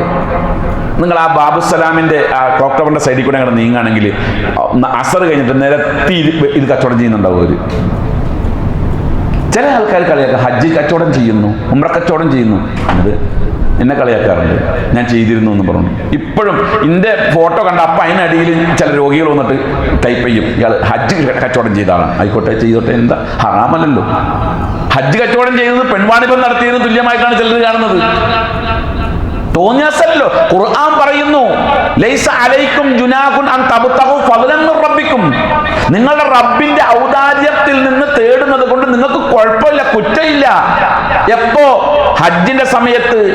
എന്നിട്ട് ഫഇദാ അഫൽതും ബിൻ അറഫാത്തിൻ, നിങ്ങൾ അറഫയിലേക്ക് പോയി കഴിഞ്ഞാൽ, അറഫയിലേക്ക് ഒഴുകിക്കഴിഞ്ഞാൽ അവിടെ നിങ്ങൾ എന്ത് ചെയ്യണം? ഫദ്കുറുല്ലാഹ, നിങ്ങൾ അറഫയിൽ നിന്ന് നിങ്ങൾ ഒഴുകിക്കഴിഞ്ഞാൽ ഫദ്കുറുല്ലാഹ ഇൻദൽ മശ്അരിൽ ഹറാം, മുസ്ദലിഫയിലെ മശ്അറുൽ ഹറമിൽ വെച്ച് അള്ളാഹിനെ കൂടുതൽ ഓർക്കണം എന്ന് മാത്രം. കച്ചവടമൊക്കെ ചെയ്തോ കുഴപ്പമൊന്നുമില്ല, സമ്പത്ത് ഉണ്ടാക്കിക്കോ. കച്ചവടത്തെ പറ്റി ചിന്തിക്കാൻ പാടില്ല. സമ്പത്ത്. ഞാനൊരു ക്ലാസ്സിൽ ഒരു മുസ്ലിയാർ ക്ലാസ് എടുക്കുന്നത് കേട്ട്, നമ്മൾ ഇവിടുന്ന് പോകുന്നത് ഈ ദുനിയാവിൻ്റെ എല്ലാ കാര്യങ്ങളും ഒഴിവാക്കിക്കൊണ്ടാണ്. അവിടെ ചെന്ന് കഴിഞ്ഞാൽ ഫോൺ വിളിച്ച് കച്ചവടത്തിൽ ഇടപെടരുത്, അത് ചെയ്യരുത്, ഇത് ചെയ്യരുത്. ഇല്ല, എല്ലാം പറ്റും. ഖുർആൻ പറഞ്ഞത് ഇതാണ്, ലൈസ അലൈക ജുനാഹുൻ, നമുക്ക് കുഴപ്പമില്ല, തെറ്റില്ല.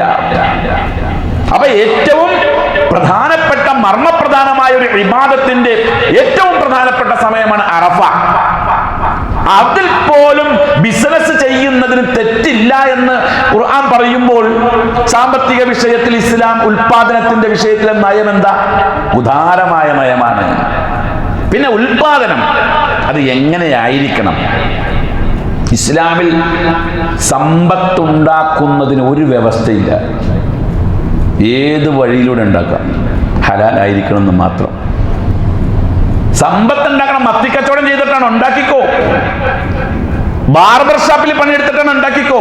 അത് പറയാൻ കാരണം വെച്ച് കഴിഞ്ഞാൽ, ഇവിടെ വലിയ ഒരു കുടുംബത്തിൽ ജീവിക്കുന്ന ഒരാൾ, വലിയ കച്ചവടമൊക്കെ ആയിട്ട് ജീവിച്ചിരുന്ന ഒരാൾ, ഇക്കഴിഞ്ഞ പ്രാവശ്യം ഞാൻ ഉംറക്ക് പോയപ്പോൾ അവിടെ ഒരു ബാർബർ ഷാപ്പിൽ മൂപ്പര് തല പഠിക്കാൻ നിൽക്കുന്നു. എന്നെ കണ്ടപ്പോൾ മൂപ്പര് ആകാണ്ട് പരിങ്ങിക്കണം. ഞാൻ ചോദിച്ചു, നിങ്ങളെന്താ പരിങ്ങണത്? പേടിക്കേണ്ട ആവശ്യമൊന്നുമില്ല, പേടിക്കേണ്ട ആവശ്യമൊന്നുമില്ല, അന്തസ്സുള്ള പരിപാടിയല്ലേ. അല്ല ഉസ്താദെ, വിസ എങ്ങനെ കിട്ടി, നല്ല വരുമാനമുണ്ട്. ആയിക്കോ, നല്ല കാര്യം, അൽഹംദുലില്ലാ. സമ്പത്ത് ഉണ്ടാക്കലല്ലേ അതുകൊണ്ട് ലക്ഷ്യം, ഉണ്ടാക്കിക്കോളൂ. ചെയ്യണ പണി അത് മോശമായിട്ട് കാണണ്ട, എല്ലാം നല്ല പണി തന്നെയാണ്, എല്ലാം നല്ല പണി. ഇപ്പൊ ഏറ്റവും വലിയ പണി ചെയ്തുകൊണ്ടിരിക്കുന്ന ആൾക്കാരെന്ന് അവകാശപ്പെടുന്ന ആൾക്കാർ ഒരു ഗതി ഇല്ലാണ്ടായി കഴിഞ്ഞാൽ ഈ പണി ചെയ്യൂലേ? ഇനി വേണ്ട, ഒരു ബാർബറെ കിട്ടിയില്ലെങ്കിൽ സ്വന്തം മുടിയാവും പഠിക്കൂലേ? ഇല്ലേ? ചെയ്യൂലേ? അത് മോശപ്പണിയല്ല. അപ്പൊ ഏത് പണി ചെയ്യുന്നതിനെയും ഇസ്ലാം എതിർത്തിട്ടില്ല. എന്തും ചെയ്തോ, സമ്പാദിച്ചോ. പക്ഷേ അല്ലാഹു തആല, അല്ലാഹുവിന്റെ റസൂൽ പറയുന്നുണ്ട്, ലാ തസൂലു ഖദമ ഇബ്നി ആദം യൗമൽ ഖിയാമ, അന്ത്യനാളിൽ ഒരു മനുഷ്യന്റെ കാല് ചലിക്കണമെങ്കിൽ 5 കാര്യത്തെ പറ്റി ഉത്തരം പറഞ്ഞിരിക്കണം. അതിലൊരു കാര്യം വമാലിഹി, അവന്റെ സമ്പാദ്യം, എങ്ങനെ ഉൽപാദനമുണ്ടായി, എങ്ങനെ അവൻ ശേഖരിച്ചു. മിൻ ഐനക്ക് തസബ, എവിടുന്ന് കിട്ടി, അതിന് മറുപടി പറയണം. ആ എവിടുന്ന് കിട്ടി എന്ന് മറുപടി പറയുമ്പോൾ അത് ധാർമ്മികമായിരിക്കണമെന്ന് മാത്രം, ഹറാമാകാൻ പാടില്ല. അപ്പൊ ഹറാമല്ലാത്ത, ധാർമ്മികമല്ലാത്ത മേഖലയിലുള്ള, ഹറാമ അല്ലാത്ത ധാർമ്മികമായ മേഖലയിലൂടെ സമ്പാദ്യം എങ്ങനെയുമാകാം. എത്ര സമ്പാദിക്കണം? എത്രയും സമ്പാദിക്കാം, എത്ര വേണമെങ്കിൽ. ഇസ്ലാമിക രാഷ്ട്രമാണ് എങ്കിൽ ഇവന്റെ സമ്പാദനം എത്ര സമ്പാദിക്കുന്നു എന്നുള്ളത് ഇസ്ലാമിക രാഷ്ട്രത്തിന് പ്രശ്നമല്ല. നമ്മുടെ നാട്ടിലാണ് ഇതിനൊക്കെ കണക്ക് കാര്യങ്ങൾ, ആ കണക്ക് ഈ കണക്ക്, പിന്നെ ഇവരൊക്കെ ED വരുന്നത്, AD വരുന്നത് ഒക്കെ വരുന്നത് നമ്മുടെ നാട്ടിലാണ്. ഇസ്ലാമിക ഖിലാഫത്തിന്റെ കീഴിൽ ഈ പരിപാടികളൊന്നും ഇല്ല. വേറൊരു കാര്യം ഇസ്ലാം പറയുന്നുണ്ട്, സമ്പാദിക്കുമ്പോൾ സമ്പത്തിന്റെ അടിമയാകരുത്. അതൊരു മോശ, സമ്പത്തിന്റെ അടിമയായി പോവുക. റസൂൽ സല്ലല്ലാഹു അലൈഹി വസല്ലം പറഞ്ഞു, തഇസ അബ്ദുൽ ദീനാർ, ദീനാറിന്റെ അടിമ നശിക്കട്ടെ, ദിർഹമിന്റെ അടിമ നശിക്കട്ടെ.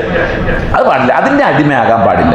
അള്ളാഹു പറയുന്നുണ്ട്, അള്ളാഹുവിനെ പറ്റിയുള്ള ഓർമ്മ നമുക്ക് നഷ്ടപ്പെടുത്തി കളയുന്ന തരത്തിലുള്ള സമ്പാദ്യം വേണ്ട.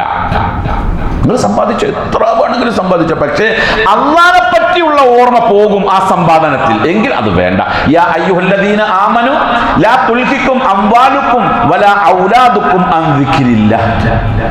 അല്ലയോ സത്യവിശ്വാസികളെ, നിങ്ങളുടെ സമ്പത്തും നിങ്ങളുടെ സന്താനങ്ങളും അള്ളാഹനെ ദിക്ർ ചെയ്യുന്നതിൽ നിന്ന് നിങ്ങൾക്ക് തടസ്സമാകാതിരിക്കട്ടെ. അപ്പൊ അള്ളാഹ്ക്ക് ദിക്ർ ചെയ്യുന്നതിൽ നിന്നും അള്ളാഹനെ പറ്റി ഓർക്കുന്നതിൽ നിന്നും തടസ്സമാകുന്ന സമ്പാദ്യത്തെ ഇസ്ലാം എതിർക്കുന്നു. സമയം വൈകിയ കുറച്ചും കൂടെ പറയട്ടെ. ഇനി ഇസ്ലാം പറയുന്നത് സമ്പത്തിന്റെ ഉടമസ്ഥൻ ആരാണെന്നുള്ളതാണ്. നമ്മൾ രണ്ട് വ്യവസ്ഥിതിയുടെ ഇടയിലാണ് ഇവിടെ ജീവിക്കുന്നത്. ഒന്ന്, സമ്പത്തിന്റെ ഉടമസ്ഥൻ വ്യക്തിയാണ് എന്ന ഒരു ഇസം. ആ ഇസത്തിന്റെ പേരൊന്നും ഞാൻ പറയുന്നില്ല, അതൊക്കെ നിങ്ങൾക്കറിയാം. സമ്പത്തിന്റെ ഉടമസ്ഥൻ വ്യക്തിയാണ് എന്ന ഒരു ഇസവും സമ്പത്തിന്റെ ഉടമസ്ഥർ രാഷ്ട്രമാണ് എന്നൊരു ഇസവും. ഈ രണ്ട് ഇസങ്ങളുടെ ഇടയിലാണ് ഇന്ന് ലോകത്ത് മനുഷ്യന്മാർ ജീവിക്കുന്നത്. എന്നാൽ ഇസ്ലാം സമ്പത്തിന്റെ ഉടമസ്ഥൻ ആരാണെന്ന് പറയുന്നത്, സമ്പത്തിന്റെ ഉടമസ്ഥൻ, അതിന്റെ പരമാധികാരം അത് അള്ളാഹുവിനാണ്. എത്ര സമ്പാദിച്ചാലും അതിന്റെ എല്ലാം പരമാധികാരി, അതിന്റെ ഉടമസ്ഥൻ അള്ളാഹുവാണ്. വിശുദ്ധ ഖുർആൻ പറയുന്നുണ്ട്, 24-ാം അധ്യായം സൂറത്തുൻ നൂറിലെ 33-ാം വചനം, വആതൂഹും മിമ്മാലില്ലാഹില്ലദീ ആതാക്കും. അള്ളാഹു നിങ്ങൾക്ക് തന്ന അള്ളാഹുവിന്റെ മുതലിൽ നിന്ന്, സമ്പത്തിൽ നിന്ന് അവർക്ക് നിങ്ങൾ കൊടുക്കണം. സമ്പത്താരുടെ? അള്ളാന്റെയാണ്. അള്ളാഹുവിന് പുറമെ നിങ്ങൾ വാദിക്കുന്ന ആളുകൾ, ആകാശത്തിലോ ഭൂമിയിലോ ഒരു സമ്പത്തും അവർ അധികാരപ്പെടുത്തിയിട്ടില്ല. അള്ളാഹ്ക്ക് പുറമെ വേറൊരാൾക്കും സമ്പത്തിൽ അധികാരം ഇല്ല. 34-ാം അധ്യായം സൂറത്തു സബഇന്റെ 22-ാമത്തെ വചനത്തിൽ പറയുന്നു. ആ സമ്പത്തിനെ അള്ളാഹുവിന്റെ സമ്പത്തിനെ അവന്റെ അടിമകൾക്കിടയിൽ, മനുഷ്യന്മാർക്കിടയിൽ, അണ്ടർലൈൻ ചെയ്യണം, മനുഷ്യന്മാർക്കിടയിൽ, മുസ്ലിമീങ്ങൾക്കിടയിൽ എന്നല്ല, മനുഷ്യന്മാർക്കിടയിൽ ഓഹരി ചെയ്തിട്ടുള്ളതും അള്ളാഹുവാണ്. ഞാനും നിങ്ങളൊന്നും അല്ല. എൻ്റെ സാമർഥ്യം കൊണ്ടല്ല ഞാൻ ഇങ്ങനെ ആയത്, നിങ്ങളുടെ സാമർഥ്യം കൊണ്ടല്ല നിങ്ങൾ എങ്ങനെ ആയത്. സാമർഥ്യം കൊണ്ട് നിങ്ങൾ ഇങ്ങനെ ആകുമായിരുന്നുവെങ്കിൽ, ഒരു സമ്പന്നൻ സാമർഥ്യം കൊണ്ടാണ് അവൻ സമ്പന്നനായത് എങ്കിൽ നിങ്ങൾ മനസ്സിലാക്കണം, അവന്റെ കീഴിൽ ജോലിയെടുക്കുന്ന അവന്റെ സ്റ്റാഫ് ഇവനേക്കാൾ വലിയ സമർത്ഥനാണ്. എത്ര സ്റ്റാഫുകൾ പറയാറുണ്ട്, എൻ്റെ മുതലാളി വെറും പൊട്ടറാണെന്ന്. സ്റ്റാഫ് മുതലാളിമാരെനിക്ക് ക്ഷമിക്കണം കേട്ടോ, സമ്പന്നന്മാർ ക്ഷമിക്കുക. എൻ്റെ മുതലാളി വെറും പൊട്ടനാണ്, പൈസ എങ്ങനെ ചെലവാക്കേണ്ടതെന്ന് മൂപ്പർക്കറിയില്ലാണ്. കാരണം ഇവൻ ഈ വിഷയത്തിൽ വിദഗ്ധനാണ്, എങ്ങനെ ചെലവാക്കണമെന്ന് അവൻക്കറിയാം, എൻ്റെ രീതി അവൻക്കറിയാം. ആ പൈസ എങ്ങനെ എനിക്കുണ്ടായിരുന്നെങ്കിൽ എങ്ങനെ ജീവിക്കാമെന്ന് ഞാൻ കാണിച്ചു കൊടുക്കായിരുന്നു. എത്ര സ്റ്റാഫുകൾ പറയാറുണ്ട്. അപ്പൊ സാമർഥ്യമല്ല നമ്മളെ സമ്പന്നനാക്കുന്നത്, അതല്ലെങ്കിൽ നമുക്ക് ഈ ഓഹരി കിട്ടിയിരിക്കുന്നത് അതല്ല, അള്ളാഹുവാണ് അവന്റെ മുതൽ ഓഹരി ചെയ്തത്. അഹും യഖ്സിമൂന റഹ്മത റബ്ബിക നഹ്നു ഖസംനാ ബൈനഹും മഈശതഹും ഫിൽ ഹയാത്തിദ് ദുനിയ. അവരാണോ അള്ളാന്റെ കാരുണ്യത്തെ ഓഹരി ചെയ്തിട്ടുള്ളത്? നമ്മളാണ് ഭൗതിക ജീവിതത്തിൽ അവരുടെ ജീവിത വിഹിതത്തെ ഓഹരി ചെയ്തിട്ടുള്ളത്. അള്ളാഹുവാണ്. അപ്പൊ സാമർഥ്യം കൊണ്ട് ഉണ്ടാക്കിയതല്ല അത്. അള്ളാഹു ഓഹരി ചെയ്ത് എന്തിനാ? വിവിധ കാറ്റഗറിയിൽ അള്ളാഹു ആക്കി നമ്മുടെ ജീവിത നിലവാരത്തെ. എല്ലാവരും 4500 കോടി ആസ്തിയുള്ള മുതലാളിയായ അവസ്ഥ ചിന്തിച്ചൊക്കെ. ഇവിടെ എല്ലാവരും ആ വലിയ മുതലാളിയായിരുന്നു കൂട്ടിക്കും. എപ്പം എല്ലാവരും ഇവിടെ മാൾ തുടങ്ങും, എല്ലാവരും സ്വർണ്ണക്കട തുടങ്ങും, എല്ലാവരും വലിയ വലിയ ഷോപ്പിംഗ് കോംപ്ലക്സുകൾ ഉണ്ടാക്കും.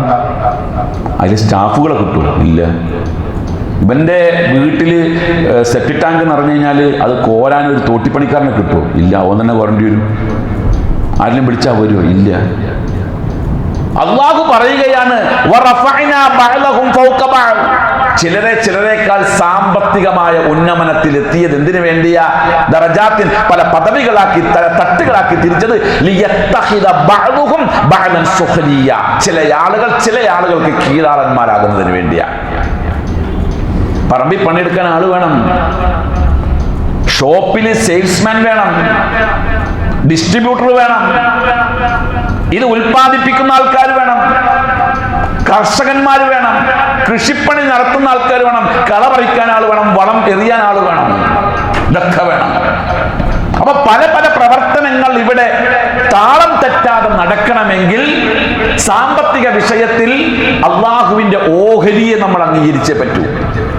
അല്ലാഹു യബ്തുസു റിസ്ഖ ലിമൻ യശാ, അവൻ ഉദ്ദേശിച്ചവർക്കാണ് ഇത് വിശാലത ചെയ്തു കൊടുക്കുന്നത്. വലൗ ബസത്തല്ലാഹു റിസ്ഖ ലിഇബാദിഹി, നിങ്ങളൊന്ന് ചിന്തിച്ചു നോക്ക്, അള്ളാഹു എങ്ങാനും എല്ലാവർക്കും ഒരേപോലെ സോഷ്യലിസം ഇവിടെ നടപ്പിലാക്കിയിരുന്നെങ്കിൽ, അതാണല്ലോ ഇപ്പൊ സോഷ്യലിസം നടപ്പിലാക്കി. അതിപ്പോ വല്ലാണ്ട് ഒരു കാലഘട്ടത്തിൽ നമ്മുടെ ആളുകളുടെയൊക്കെ തലയ്ക്ക് പിടിച്ചൊരു ഒരു വിഷയമാണ് സോഷ്യലിസം. ലോകത്ത് സോഷ്യലിസം നടപ്പിലാക്കിയ ഏതെങ്കിലും രാജ്യമുണ്ടോ? നടപ്പിലാക്കാൻ പറ്റുമോ? കോട്ടക്കൽ അങ്ങാടിയിലുള്ള മുഴുവൻ മനുഷ്യന്മാരും ഒരേപോലെ സാമ്പത്തിക ലെവലാകുക എന്ന നയം പറ്റുമോ? ഇല്ല, നടപ്പിലാക്കാൻ പറ്റില്ല. അത് പൊട്ടത്തനാണത്. അങ്ങനെ എങ്ങാനും അള്ളാഹു ചെയ്തിരുന്നുവെങ്കിൽ ഇവിടെ ഉണ്ടാകാൻ പോണ പ്രശ്നം എന്തല്ല, ഇവിടെ പ്രശ്നം ഉണ്ടാവും, കുഴപ്പമുണ്ടാവൂല, അടി തീർന്ന നേരം ഉണ്ടാവൂല. അപ്പൊ സമ്പത്തിന്റെ ഉടമസ്ഥൻ അള്ളാഹു, അത് ഓഹരി ചെയ്തവൻ അള്ളാഹു. ഇനി നമ്മളുടെ കൃഷി, അഫറഅയ്തും മാ തഹറുസൂൻ, നിങ്ങളുടെ കൃഷി നിങ്ങൾ കണ്ടിട്ടില്ലേ? കൃഷി അൻതും തസ്റഊനഹു, അത് നിങ്ങളാണോ കൃഷി ചെയ്തുണ്ടാക്കിയത്? അം നഹ്നു സാരിഊൻ, അതല്ല നമ്മളാണോ കൃഷി ചെയ്തുണ്ടാക്കിയത്? ലൗ നശാഉ ലജഅൽനാഹു ഹുതാമ, നമ്മൾ തീരുമാനിച്ചാൽ വൈക്കോൽ കൂനയാക്കി മാറ്റും, അത് ഉപകാരമില്ലാത്തതാക്കി മാറ്റാൻ കഴിയും. അഫറഅയ്തും മാ അല്ലദി തശ്റബൂൻ, നിങ്ങൾ കുടിക്കുന്ന വെള്ളം നിങ്ങൾ ചിന്തിച്ചു നോക്കിയിട്ടുണ്ടോ? അൻതും അൻസൽതുമൂഹു മിനൽ മുസ്നി, മേഘത്തിൽ നിന്നും അത് ഇറക്കിയത് നിങ്ങളാണോ? അം നഹ്നുൽ മുൻസിലൂൻ, അതല്ല നമ്മളാണോ ഇറക്കിയത്?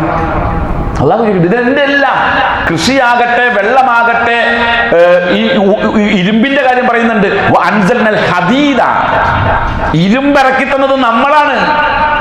ഏറ്റവും കൂടുതൽ ഇന്ന് ലോകത്ത് ആവശ്യമുള്ള സാധനം ഇരുമ്പ് അല്ലേ?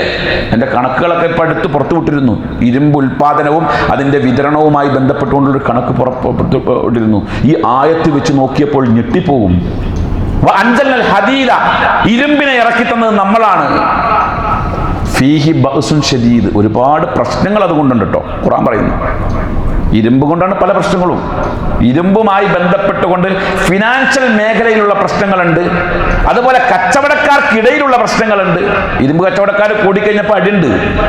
അതുപോലെ തന്നെ ഇരുമ്പെന്ന വസ്തുവിനെ കൊണ്ടുള്ള പ്രശ്നങ്ങളുണ്ട്.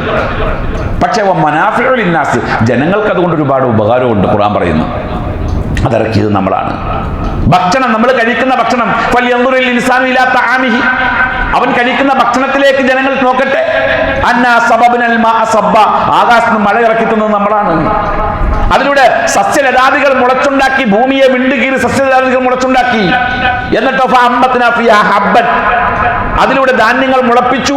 വഇനബൻ വഖളുബ, മുന്തിരിയും പച്ചക്കറിയും ഉണ്ടാക്കി. വസൈത്തൂനം വനഖല, ഒലിവും ഈത്തപ്പഴവും ഉണ്ടാക്കി. വഹദായിക ഉൽബ, ധാരാളം തോട്ടങ്ങൾ ഉണ്ടാക്കി, ഇടതിങ്ങിയ തോട്ടങ്ങൾ. വഫാക്കിഹത്തൻ വഅബ്ബ, പഴങ്ങളും പുല്ലുകളും അതിലൂടെ മുളപ്പിച്ചു തന്നു. എന്നിട്ട് അല്ലാഹു പറയാണ് മതഅല്ലക്കും വലിഅൻആമിക്കും, നിങ്ങൾക്ക് നിങ്ങളുടെ കന്നുകാലികൾക്കും തിന്നാൻ വേണ്ടിയുള്ളതാണത്. ഇതൊക്കെ അള്ളാഹ് ഉണ്ടാക്കിയതാണ്. അപ്പൊ അള്ളാഹുവാണ് ഇതിന്റെ ഉടമസ്ഥൻ. മനുഷ്യന്റെ റോൾ എന്താ? നമ്മൾ സമ്പാദിക്കുന്ന സമ്പാദ്യത്തിൽ മനുഷ്യന്റെ റോൾ എന്താണ്? ഒറ്റ റോൾ, ഒരു റോള് മാത്രമേ ഉള്ളൂ, ക്രയവിക്രയത്തിന്റെ അധികാരം. ട്രസ്റ്റിയാണ് മനുഷ്യൻ. ക്രയവിക്രയത്തിന്റെ അധികാരം. അല്ലാഹു പറഞ്ഞു വഅൻഫിഖൂ മിമ്മാ ജഅലക്കും മുസ്തഖ്ലിഫീന ഫീഹാ, നിങ്ങൾക്ക് ക്രയവിക്രയത്തിന് അധികാരം തന്ന, നമ്മൾ അധികാരപ്പെടുത്തിയ അതിൽ നിങ്ങൾ ചെലവാക്കുക. അത് നമുക്ക് ഉപയോഗിക്കാം. അതിന്റെ അപ്പുറത്തേക്ക് നമുക്കൊന്നും ചെയ്യാൻ പറ്റില്ല. ഇതിൽ ചെയ്യാൻ പറ്റും, കുറെ പൈസ ഉണ്ട്, ഇതിൽ ചെയ്യാൻ പറ്റും.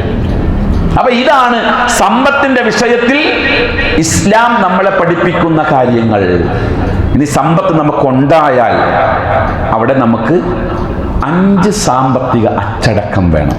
പൈസ ഉണ്ടാക്കണം, അതിൻ്റെ രീതികളൊക്കെ മനസ്സിലാക്കി. പക്ഷെ സമ്പത്ത് നമ്മുടെ കയ്യിൽ കിട്ടിയാൽ 5 സാമ്പത്തിക അച്ചടക്കം പാലിക്കണം. ആ 5 സാമ്പത്തിക അച്ചടക്കം ഒറ്റ വാക്കിലേ പറയുന്നുള്ളൂ, ഞാൻ വിശദീകരിക്കുന്നില്ല. സമയം വൈകി, എനിക്കും വൈകി, നിങ്ങൾക്കും വൈകി.